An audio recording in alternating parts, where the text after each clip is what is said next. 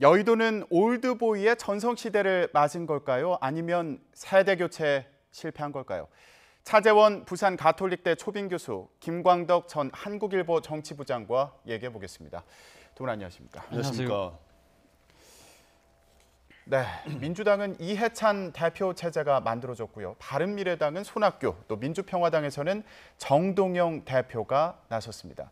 자유한국당에서는 김병준 혁신비대위원장이 활약하고 있습니다. 예, 부장님, 먼저 질문 좀 드리겠습니다. 올드보이의 귀환이냐, 세대교체 실패냐, 뭐 이런 저희가 제목을 좀 붙여봤는데 부장님 어떻게 보십니까? 네, 둘 다 맞는 얘기죠. 올드보이의 귀환이고 그 다음에 또 세대 교체가 실패한 그런 셈인데 두 가지가 다 적용이 되는 건데 어떻든 이 네 사람의 공통점이라 한다면 전부 노무현 정부와 직간접적으로 인연이 있습니다. 있고 그리고 특히 이해찬, 손학규, 정동영 대표는 2007년 당시 대통합민주신당의 대선 후보 경선에서 나와서 서로 1, 2, 3등 해가지고 그 당시 정동영 후보 대표가 이제 후보가 됐죠. 예. 그런 인연이 있고요. 셋다 또 이해찬, 정동영, 김병준 비대위원장까지 포함하면 당시 노무현 정부의 다 실세였습니다. 이해찬 대표는 노무현 정부의 총리를 지냈고요. 정동영 대표는 통일부 장관, 그리고 김병준 비대위원장은 당시 청와대 정책실장 이런 거를 거쳤기 때문에 2007년에 정치 무대에 주연으로 등장했던 사람들이 다시 2018년에 주연으로 된 11년 만에 과거의 이러한 풍경이 다시 대자비가 되는 이런 현상이 벌어지게 됐습니다. 예, 교수님은 지금 상황 어떻게 평가하십니까? 저는 뭐 사실 올드보이의 기한이라고 하지만 뭐 그런 이유가 충분히 있지 않았을까 하는 생각이 듭니다. 여야가 지금 동시적으로 이 올드보이가 돌아온 이유는 저는 아무래도 촛불혁명에 따른 여러 가지 정계 개편의 그런 이 가도기적인 상황이 상당히 작용한 것이 아닐까라는 생각입니다. 사실 뭐 지금 뭐 아시다시피 2017년도에 그 광화문 그 광장을 비롯한 이 촛불혁명의 그 계기가 결국 문재인 정부를 탄생시킨 거 아니겠습니까? 그 과정에서 예를 들면 일종의 세대 교체보다는 일종의 진영 교체가 필요했다. 그리고 또 진영 교체가 이 이명박 박근혜 정부의 그 올해 거의 10년간 거의 9년간의 이 정치적인 여러 가지 이 적폐들을 청산하는 그러한 시기로 접어들음에 따라서 상당히 어떻게 보면 또 새로운 정치 질서를 예비하고 있는 일종의 가독이라고 한다면 이런 가독이 시기에는 아무래도 정치적 이 경륜이나 능력이 검증된 인사들이 정치 전면에 나올 수밖에 없는 상황이 되고 있다는 것이죠. 그런데 문제는 이 지금 손학규 대표는 뭐 골드보이를 이야기했습니다만 지금 이 당사자들이 골드보이가 되려고 하면 최소한 이 지금 현재의 새로운 이 정치 이 재편기 과정을 주도해서 다음 세대의 다음 자기의 정치 질서를 만드는 데 있어서 이분들이 주역이 될 수 있느냐의 부분인데 그까지는 조금은 좀 힘이 조금 미치지 않나는 생각입니다. 현재까지 판단으로는. 왜 그러냐면 오늘 나온 이 지금 이 모 여론조사의 기관의 조사에 따르면 지금 차기 대권 주자들 이 지금 면면들이 지금 쭉 나왔는데 그 면면들 여든 야든 이분 지금 이 여야의 정당의 지금 이 최일선을 끌고 있는 당 대표에 계신 분들이 어느 누구도 사실 상위 이 리스트에 이름을 올리지 못하고 있다는 것이죠. 그렇기 때문에 물론 이 본인들 입장에서는 올드보이가 아니라 골드보이가 되고 싶어하는 욕망은 아주 많겠죠. 그러나 결국은 이 지금 새로운 질서 재편기에서 자신들의 존재감을 어떻게 보여주느냐, 새로운 가치와 시대 비전을 어떻게 끌고 가느냐에 따라서 본인의 처지가 올드에서 골드로 갈 수 있는 그것이 결정나지 않을까 하는 생각이 듭니다. 예, 결국 지금은 정치적인 안정감이 좀 중요한 그런 시기이기 때문에 이런 올드보이들의 역할이 필요했던 거 아니냐 이렇게 해석을 해주셨고 그리고 차기 정치 리더를 키우는 데는 아직 한계가 있어 보인다 이런 말씀도 해주셨습니다. 이렇게 한 번에 뭐 저희가 계속 올드보이라는 표현을 쓰고 있습니다만 이런 인물들이 다시 복귀하게 된 배경에는 서로의 영향이 있었다 이런 얘기도 있습니다. 요번에 비대위원장은 영입이 된 겁니다만은 새 대표가 이제 출마해서 다 선거로 경선으로 당선되지 않았습니까? 그래서 처음에 이 세 사람 나올 때 세 사람 다 될까 뭐 이런 여러 가지 궁금증이 있었는데 결국에는 세 사람 다 되는 이런 현상이 벌어졌습니다. 근데 이거는 제가 보기에 가장 큰 효과는 아까 말했지만은 안정적 개혁 그리고 안정적인 관리를 맡아야 된다고 하는 그런 측면의 요구가 반영된 겁니다만은 제가 보기에는 일종의 세 사람이 일종의 라이벌 관계라고 하는 게 서로 이제 라이벌의 맞수 효과라는 게 있거든요. 이 사람한테는 이런 사람이 필요하다라고 하는 그 라이벌의 맞수 효과 이게 적용이 된 건 과거에 이제 삼김 시대가 한 사람이 떨어져 나가지 않으면 계속 삼김이 존재하는 이런 그 현상처럼 그런 것들이 이어졌고 그래서 이런 말이 있지 않습니까? 서로 싸우면서 돕는다 이런 말이 있는데 서로 라이벌들끼리 서로 싸워오고 서로 경쟁하고 과거에 격한 논쟁도 벌였지만 예. 그게 서로를 또 의지하는 서로 기대게 하는 그런 효과를 발휘하면서 서로 지금 다 대표가 된 게 아닌가. 그러나 예. 약간했지만은 세 사람이 다 차기 대선의 주자로까지 나설 수 있는 거로 되느냐 아니면 차기 대선 주자를 오히려 만들어내는 데 있어서의 어떤 당을 힘차게 관리하는 예. 관리자의 역할로 가느냐라고 하는 것은 앞으로의 하나의 궁금증입니다.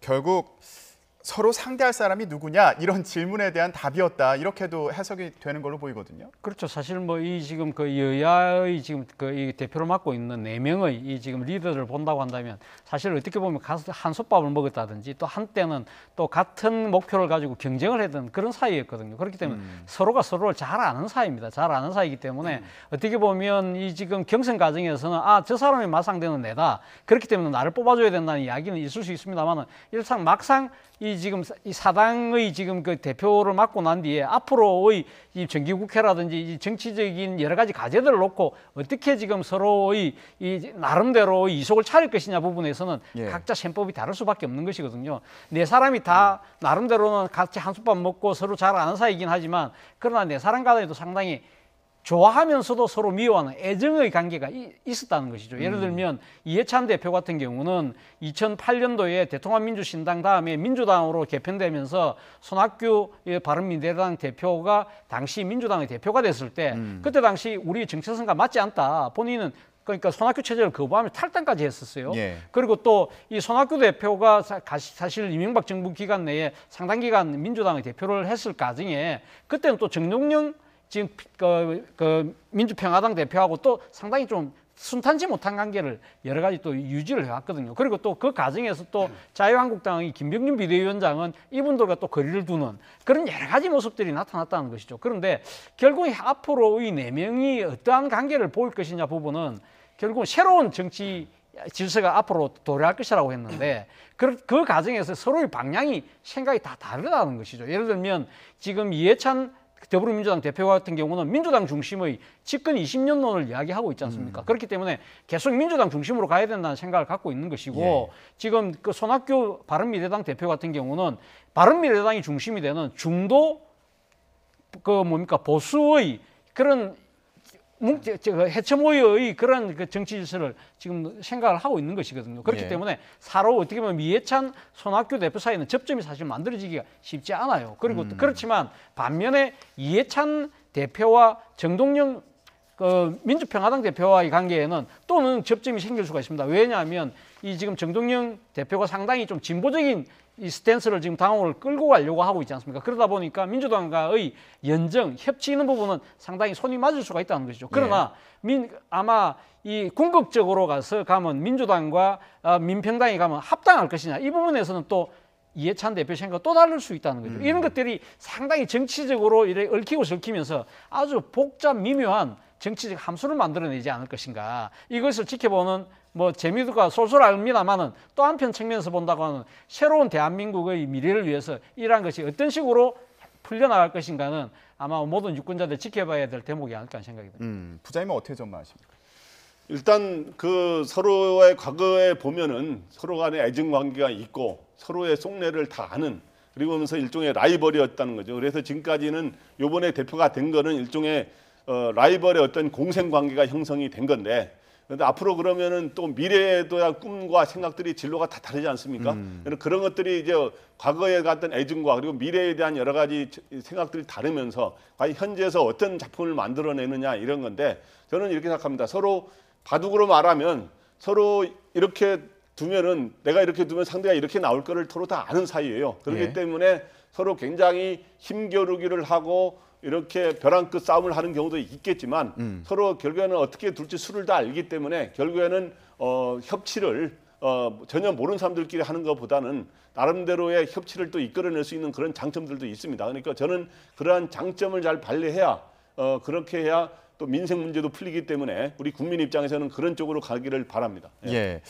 그러면 결국 각자 또 어떤 생각을 갖고 있느냐 이것도 중요한 앞으로의 영향을 미칠 중요한 부분일 텐데 일단 이해찬 대표 같은 경우에는 최근 행보를 보면 민생 현안에 많이 집중하는 것으로 보이거든요. 그렇죠. 지금 이제 그 문재인 대통령의 국정 지지율이 상당히 좀 하락 국면에 있지 않습니까? 그 과정에서 여러 가지 뭐 논란들이 빚어지고 있습니다만 그 중에서 가장 중요한 것이 민생 경제 위기다는 이야기거든요. 그러다 보니까 이 이해찬 대표 입장에서는 지금 여당의 그 대표가 된 입장에서는 지지율 하락을 멈추기 위해서라도 민생 부분에서 뭔가 분명한 결과를 이루어내야 된다는 그런 절박감이 상당히 작용하고 있는 것이 아닐까라는 생각입니다. 그리고 무엇보다도 지금 야권의 공세가 집중되고 있는 소득주도 성장을 비롯한 지금 현 정부가 지금 그 아주 이 상당히 강하게 추진하고 있는 경제 기조가 흔들려서는 안 된다는 그러한 측면에서라도 민생 경제가 뒷받침돼야 된다는 필요성이 분명히 있는 것이죠. 예. 그러면서도 불구하고 제가 이해찬 대표를 지켜보면서 또 하나 눈에 상당히 좀 두드러진 측면은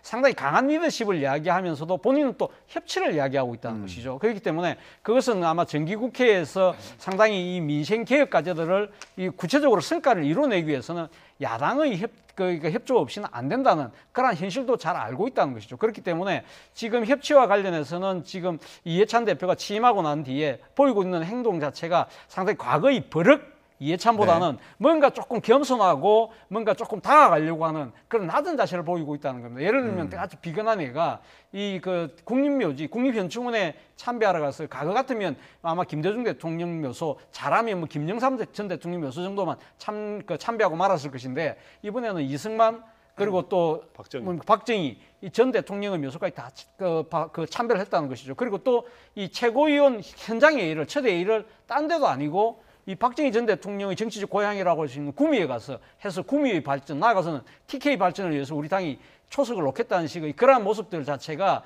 상당히 어떻게 보면 지금 당면하고 있는 민주당의 위기감을 반영한 것이긴 하지만 새로운 또 이해찬의 모습을 보여주고 있는 것이 아닐까 하는 생각이 듭니다. 예, 이해찬 대표가 이전과는 다른 모습을 많이 보여주고 있다 이렇게 평가하셨는데 부장님은 어떻게 보셨나요?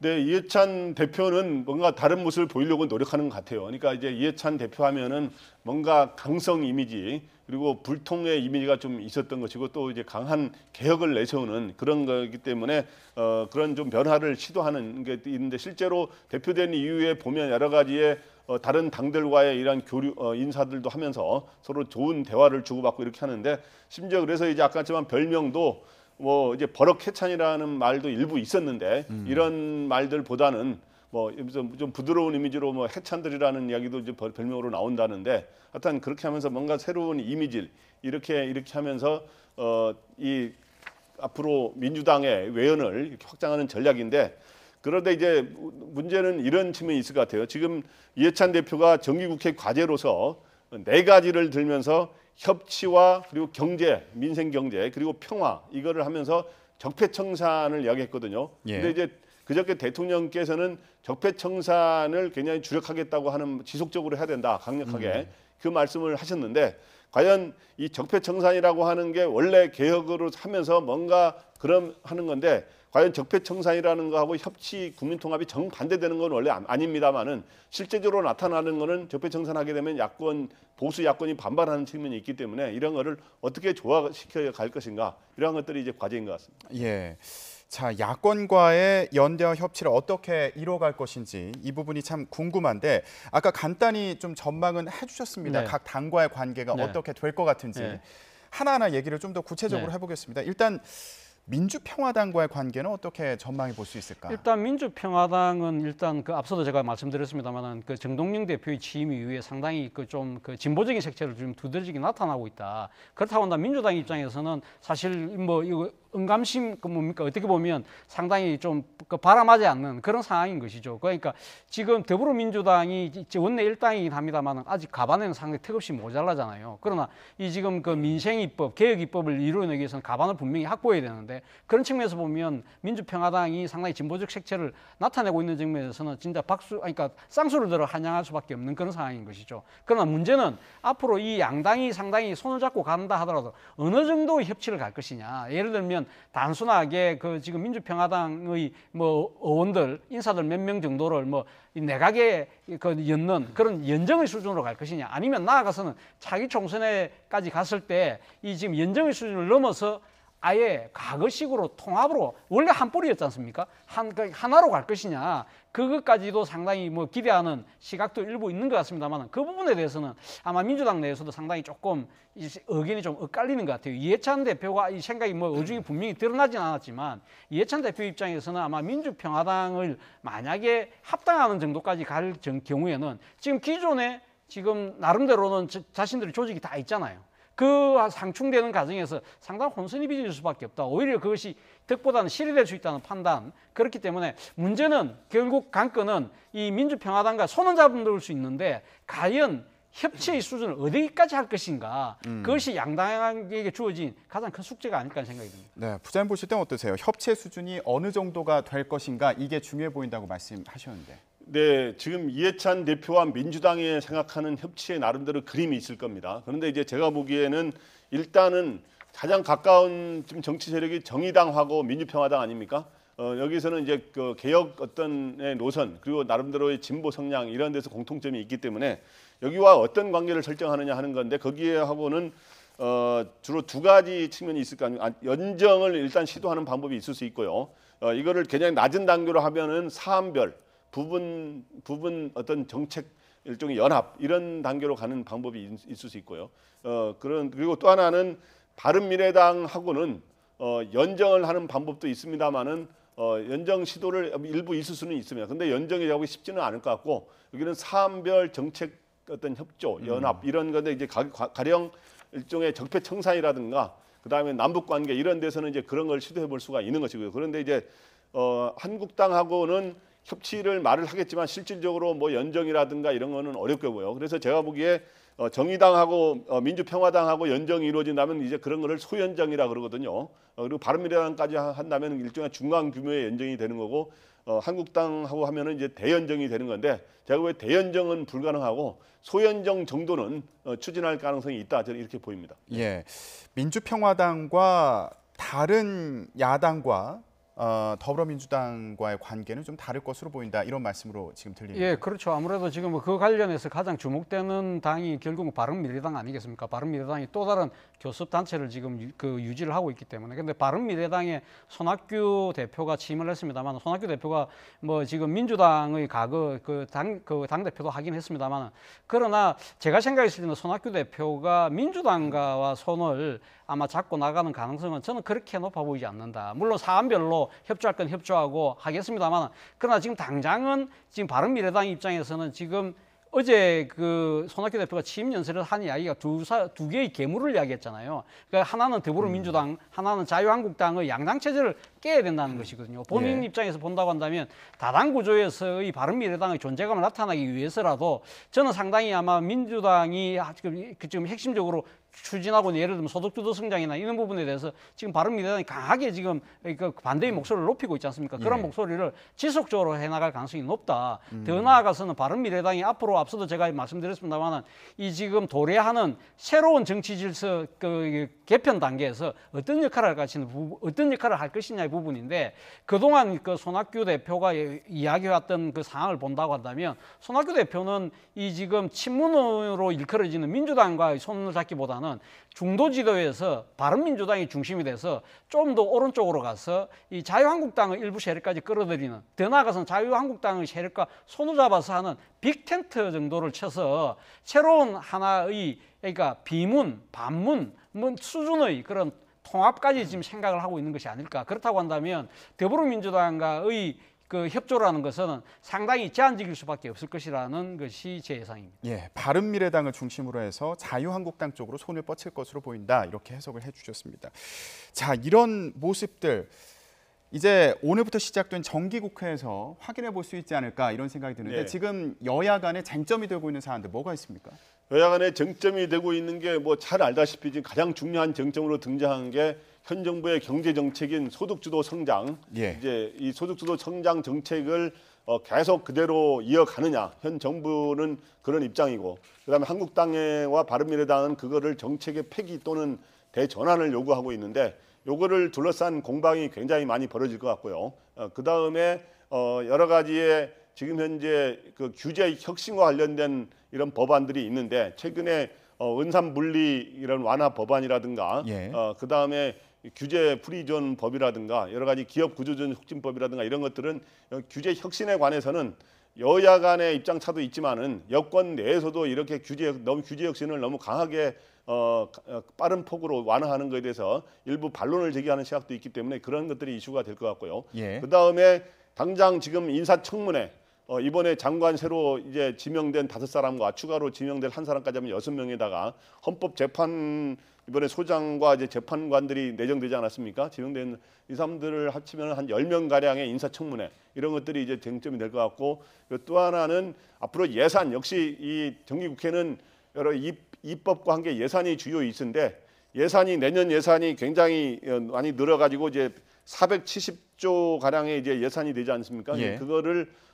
이제 여당에서는 그런 확장 재정이 불가피하다 일자리 창출이라든가 여러 가지를 이야기해서 근데 이거에 대해서 야당은 일종의 이런 걸 너무 세금 중독 성장 아니냐라고 비판하고 있어서 이런 것들이 이슈가 될 거로 보입니다. 예, 저희가 아까 전해드린 대로 여야 원내대표들이 뭐 은산분리법이나 상가 임대차 보호법 이런 것들에 대해서 지금 협의를 진행 중이라고 네. 하는데 결과가 어떻게 되는지 나오는 대로 또 전해드리도록 하겠습니다.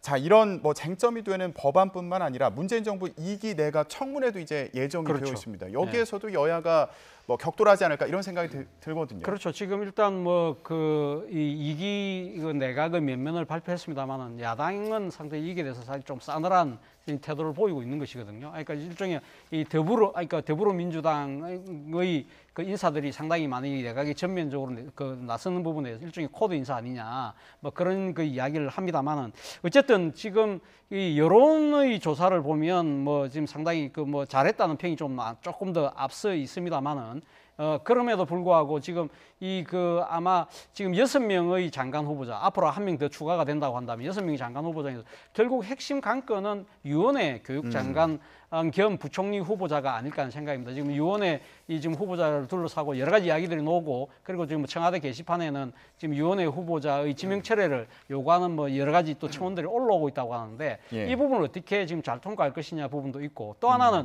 앞서 뭐 말씀하셨지만 유남석 헌법재판소장 의 지금 지금 인준 청문회가 있는데 말입니다. 물론 청문회뿐만 아니라 이 지금 헌법재판소장 같은 경우는 본회의에서 인준 투표까지 가결이 돼야 됩니다. 그런데 그 이전에 문재인 대통령이 사실 취임하고 나서 제일 처음에 지명했던 이 김희수 헌법재판소장의 임명 동의안이 부결된 적이 있거든요. 그런 그 트라우마를 과연 극복할 수 있을 것이냐. 그리고 또 하나는 헌법재판소 후보자들의 세명에 대해서도 지금 야당 같은 경우는 일종의 사법부 코드하다 이렇게 강력히 주장하고 있기 때문에 이러한 부분들 어떻게 무사히 넘어갈 것이냐 이런 부분들이 아마 관건이 되지 않을까 하는 생각이 듭니다. 예, 알겠습니다. 여야 간에 풀어야 될 이슈가 참 많은 상황으로 보입니다. 여야 대표로 귀환한 올드보이들 세대 교체 실패가 아닌 협체 시대를 열 수 있을지 주목됩니다. 네, 오늘 말씀 여기까지 듣겠습니다. 두 분 고맙습니다.